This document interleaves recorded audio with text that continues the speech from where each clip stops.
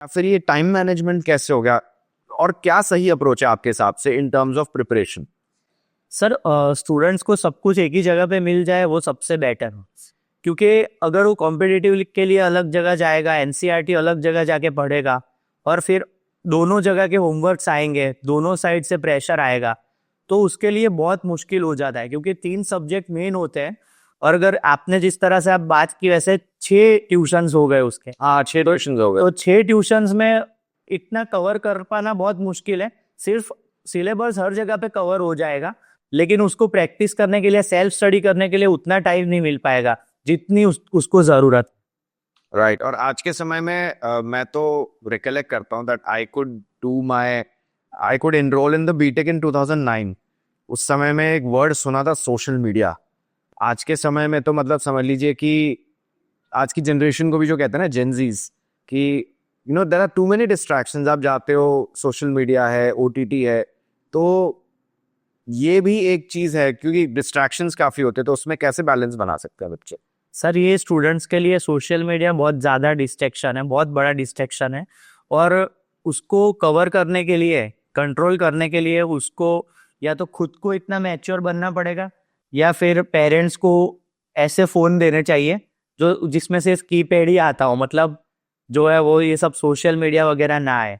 क्योंकि 2 साल स्टूडेंट्स के लिए इतना इम्पोर्टेंट होते हैं कि अगर उसको सोशल मीडिया में एक बार चला गया तो फिर वो स्क्रॉल करता ही रह जाएगा और पूरा टाइम उसमें चला जाएगा। तो सेल्फ डिसिप्लिन बहुत ज़रूरी है।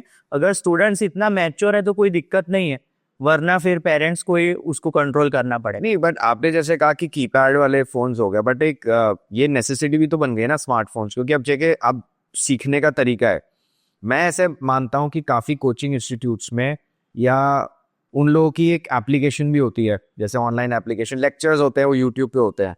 जी। तो वो भी एक हिसाब से जरूरी है, नेसेसिटी है कि आप इन टर्म्स ऑफ लर्निंग, क्योंकि YouTube is also one of the options जिससे आप सीख सकते हो, या फिर कोई जैसे इंस्टीट्यूट की मोबाइल ऐप हो, उसके लिए तो फिर चाहिए होगा ना। जी सर, लेकिन क्या है कि अगर स्टूडेंट्स ऑफलाइन स्टडी कर रहा है तो उसको ज़्यादा इतना यूट्यूब वगैरह देखने की ज़रूरत नहीं है। ओके। अगर स्टूडेंट ऑनलाइन स्टडी कर रहा है तो ऑनलाइन की अपनी ऐप आती है, वो आप स्टूडेंट को आईपैड या लैपटॉप दे सकते हैं।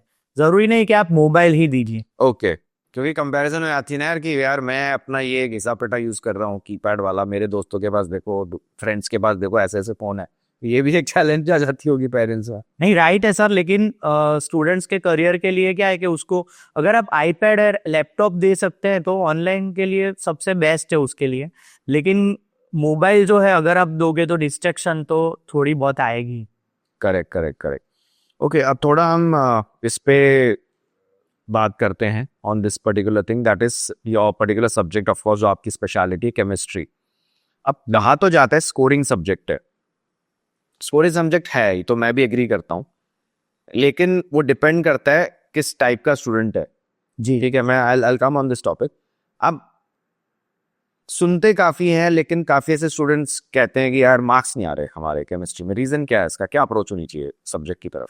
सर, रीजन ये है कि बच्चे जो कंसेप्ट जो है उसको डाइजेस्ट ही नहीं कर रहा है, और वो अपने हिसाब से जो जितना उनको करवाया हुआ है, एमसीक्यूज वगैरह जो स्टाइल से करवाए, बस सेम स्टाइल अगर एग्जाम में आएगी तो ही उनको आता है। अगर मोस्ट ऑफ स्टूडेंट का ये प्रॉब्लम हमने देखा हुआ है कि हमने जिस तरह से उसको कराया है, अगर सेम टू सेम क्वेश्चंस अगर आता है या थोड़ी बहुत वैल्यू चेंज करके, तो उसको आ जाएगा। लेकिन कंसेप्चुअली अलग स्टाइल से अगर पूछेंगे तो वो नहीं कर पा रहे हैं। उसका रीजन यही है कि बच्चे कंसेप्ट को नहीं प्रॉपर समझते। ओके। और काफी लोगों को ना एक फियर होता है, जैसे होता है ना, हम अलग अलग सब्जेक्ट के बारे में सुनते हैं। No doubt, if I am not wrong, for at least for boards और एंट्रेंस, केमिस्ट्री स्कोरिंग